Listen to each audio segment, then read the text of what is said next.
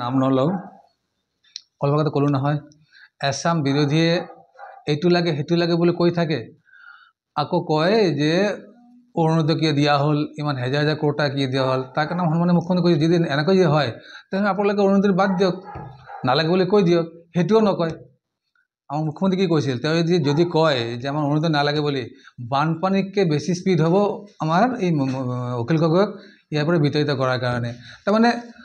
লাগে চবৰ কিন্তু যেতিয়া ভাল কাম হয় তেওঁলোক যেহেতু বিৰোধীটো বিৰোধ কৰাটো স্বাভাৱিক বিৰোধ কৰিবই তেওঁলোকে আমাক যিমান বিৰোধ কৰি আছে ইমানেই আমি উত্থান হৈ আছোঁ আপোনালোকে চাব পাৰ্লামেণ্ট নিৰ্বাচন আপোনালোকে চালে যে ৰাইজ কাৰ লগত আছে 26 নিৰ্বাচন আপোনালোকে চাব যে চৰকাৰ হ'ব মানে নিশ্চিত কেৱল 26 বুলি নহয় কমেও 20-25 বছৰ আমাৰ চৰকাৰ হ'ব আপোনালোকে চাব 26 নিৰ্বাচন হোক পঞ্চায়ত নিৰ্বাচন হোক ৰাইজ কাক ভাল পায় ৰাইজ কাৰ লগত আছে আৰু আমিও ৰাইজৰ লগত আছোঁ একচুৱেল 10 মাৰ্চ আমাৰ সন্মানীয় বিত্তমন্ত্ৰী অৰুণোদয় নেওগ ডাঙৰীয়ানী এবছৰীয়া এটা বাজেট উত্থাপন কৰিছে আৰু মই পোনপ্ৰথমে আপোনালোকৰ যোগেদি আমাৰ অসমৰ তেজস্বী মুখ্যমন্ত্ৰী ডক্টৰ হিমন্ত বিশ্ব শৰ্মা তথা অসমৰ আমাৰ বিত্তমন্ত্ৰী সন্মানীয় অৰুণোদয় নেওগ বাইদেউক আমি আন্তৰিকভাৱে সন্মানৰ অভিনন্দন জ্ঞাপন কৰিছোঁ যে বিগত 4টা বছৰ এজন মহিলা তেওঁ যে নিষ্ঠাৰে গোটেই অসমৰ একদম আপময় মানুহৰ হৈ পেলাই 1:1 বিভিন্ন বিভাগক সামৰি লৈ পেলাই যে বাজেট উত্থাপন কৰিছে কেৱল আমাৰ এই বছৰ 25-26 বুলি নহয় বিগত 3টা বছৰ 4টা বছৰ অবিৰাম যে বাজেট উত্থাপন হৈছে তাৰ ফল আমি বিগত কেইটা বছৰ আমি বহুখিনি আমি লাভান্বিত হৈছে বুলি মই ভাবোঁ তাৰ কাৰণে আজি মূল কথা হ'ল আমাৰ অসম চৰকাৰ অসমৰ সন্মানীয় মুখ্যমন্ত্ৰী আমাৰ অসমৰ সন্মানীয় বিত্তমন্ত্ৰী ডাঙৰীয়ানী এই যে সমবিকাশ আমাৰ যিটো কোৱা হয় যে বিকশিত ভাৰত বিকশিত অসম এই নিমিত্তে বাজেট উত্থাপন কৰিছে আৰু মই ভাবোঁ যে এই বাজেটৰ যোগেদি অহা দিনত আমাৰ সমগ্ৰ ৰাইজ বিভিন্ন বিভাগৰ ফালৰ পৰা উপকৃত হ'ব তাৰ কাৰণে আজি তেওঁলোকে আমি পুনৰবাৰ আমি লামডিংবাসী ৰাইজৰ হৈ পেলাই আন্তৰিকভাৱে সন্মানৰ অভিনন্দন জ্ঞাপন কৰিলোঁ মই যোৱাবাৰে কৰিছিলোঁ বাইদেউ মই সাধাৰণতে কৈছোঁ যে এই বিভাগটো সদায় অৱহেলিত হৈ আহিছিল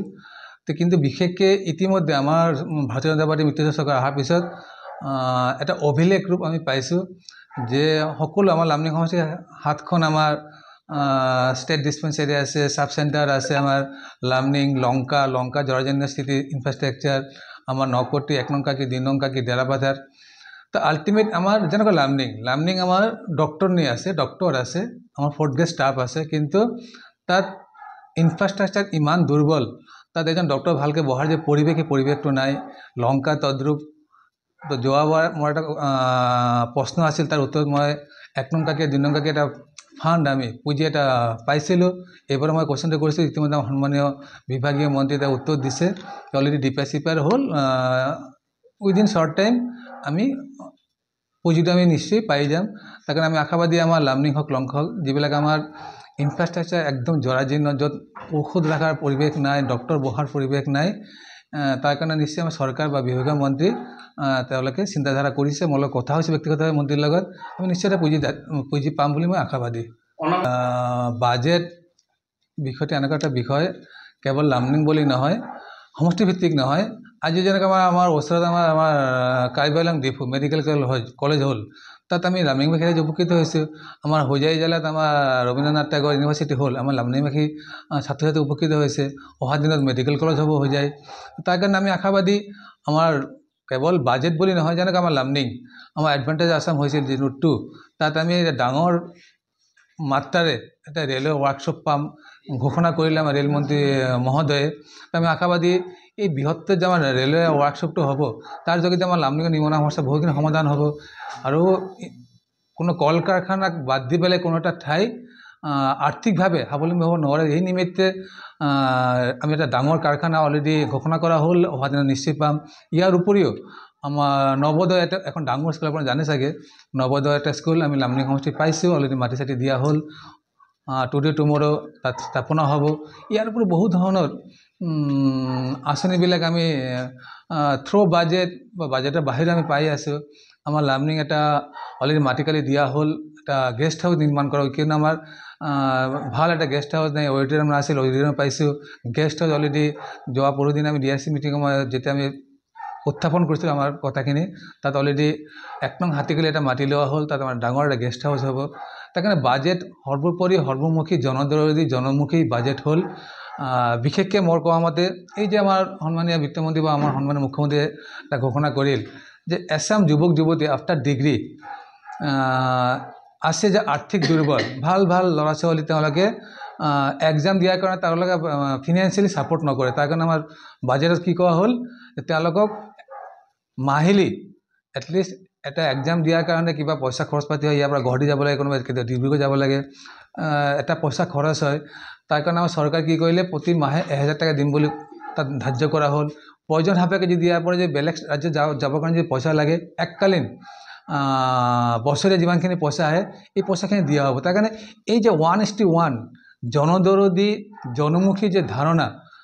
এতিয়া আমি সকলো অসমতে মানিব লাগে। বিৰোধীয়ে যিমানেই বিৰোধ কৰক তেওঁলোকে মনে মনে ভালেই পাইছে। প্ৰত্যেক সমষ্টি আজি কেৱল বিজেপি AGP বুলি নহয়, যিমান আমাৰ সমষ্টিবিলাক আছে চবত আমাৰ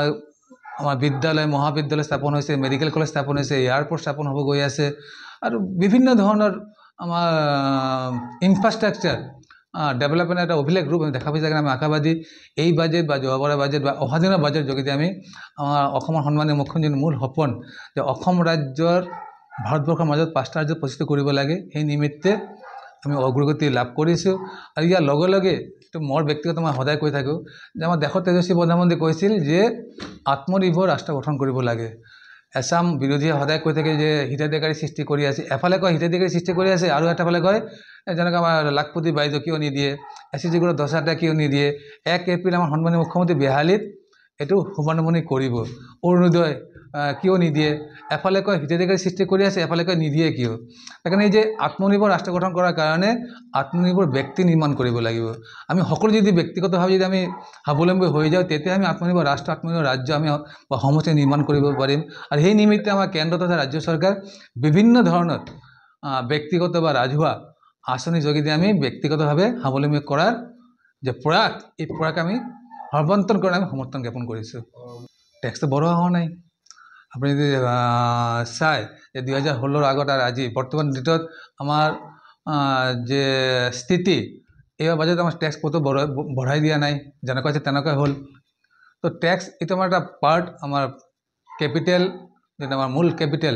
আজি ইমান এই এডভান্টেজ আছে, আমাৰ কিমান lots of lakh thousand crore বিনিয়োগ হ'ল। আজি আমাৰ ছেমি কণ্ডাক্টৰ জাগিৰতো আহি গ'ল।